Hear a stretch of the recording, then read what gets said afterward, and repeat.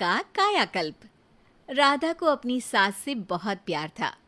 Mummy जी, आपकी साड़ी कितनी प्यारी लग रही है। काश मैं भी आपके जैसी साड़ी पहन पाती। अरे बेटा, हमारे जमाने में तो साड़ी ही चलती थी। तू क्या करेगी साड़ी पहनकर? दिन भर भागा दौड़ी करती है।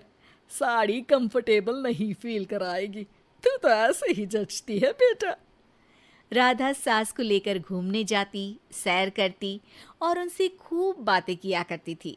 एक दिन, अरे राधा और माँ सुनो, अब हम लोगों को बम्बई चलना पड़ेगा। मेरी नई नौकरी वहीं लगी है। अरे वाह माँ, कितना मजा आएगा ना।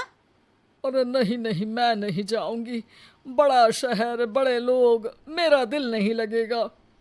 अरे माँ, मैं हूं ना आपके साथ। और सारा परिवार बड़े शहर में शिफ्ट हो जाता है। एक दिन, राधा, तू भी अब नौकरी में जाने लगी है। मैं तो बोर हो जाती हूँ। सोच रही हूँ आसपास की औरतों से दोस्ती कर लूँ। हाँ हाँ माँ, और क्या, यहाँ की औरतें तो किटी पार्टी और बहुत सी फन लविंग एक्टिविटी करती हैं। तो बेटा, दो चार फन लविंग से मुझे भी मिलवा देना। बहू सास के साथ बाहर निकलती है तो देखती है कि सास की उम्र की जो औरतें टहल रही हैं, उनका पहनावा ओढ़ावा सास से बिल्कुल अलग है। लेकिन फिर भी राधा एक औरत को रोकती है। Hello aunty, how are you? Oh great darling. Aunty, हम लोग यहाँ नए शिफ्ट हुए हैं। ये मेरी मम्मी है। क्या ये कल से आप लोगों को ज्वाइन कर सकती हैं? वो औरत सास की तरफ बड़ी ही अजीब नज़रों से देखती है, फिर कहती है, अब ठीक है, कल से भेज देना। सास समझ जाती है कि उस औरत को वो ठीक नहीं लगी, लेकिन फिर भी वो कुछ नहीं बोलती। अगले दिन, अरे माँ, अच्छी सी साड़ी पहनकर तैयार होकर जाइए। आपको आपकी दोस्तों के पास जाना है ना। और नहीं नहीं, मैं सोच रही हूँ घर पर बैठकर टीवी देखूं। वैसे भी रामायण का नया एपिसोड आएगा।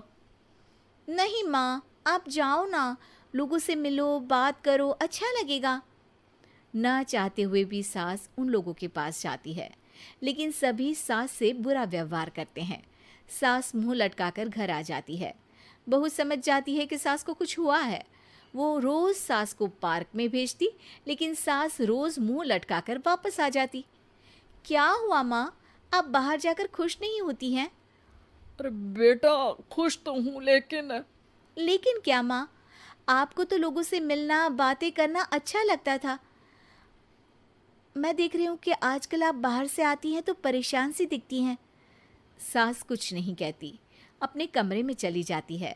अगले दिन राधा चुपके से सास के पीछे पार्क में जाती है। हेलो, कैसे हैं आप लोग? एक औरत मुंह बनाकर साइड हो जाती है। सभी एक दूसरे से बात करती हैं, लेकिन राधा की सास साइड में चुपचाप अकेली बैठी रहती हैं। राधा घर आती है और सास के वापस आने का इंतजार करती है। सास मुंह लटकाकर घर आती है।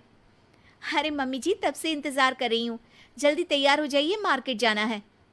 राधा सास को लेकर बाजार जाती है और उन्हें कुछ मॉडर्न कपड़े दिलाती है। अगले दिन सास उन कपड़ों को पहनकर पार्क में जाती है। Oh my god, you are looking gorgeous. Beautiful top, कहाँ से लिया?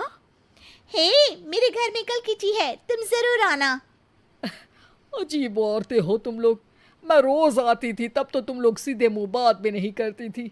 आज इन कपड़ों को देखकर तुम मुझे घर बुला रही हो।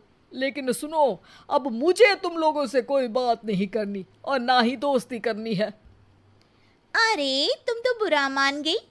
वैसे दोस्ती नहीं करनी थी तो ये कायाकल्प क्यों किया? ये मेरी बहू ने किया है। मैं यहाँ सिर्फ ये देखने के लिए आई थी कि तुमको मुझसे समस्या है या मेरे कपड़ों से। कपड़े तो बदले जा सकते हैं। अच्छा चलो, जो भी हो, अब हम लोग तुम्हें अपने साथ रखने को तैयार हैं।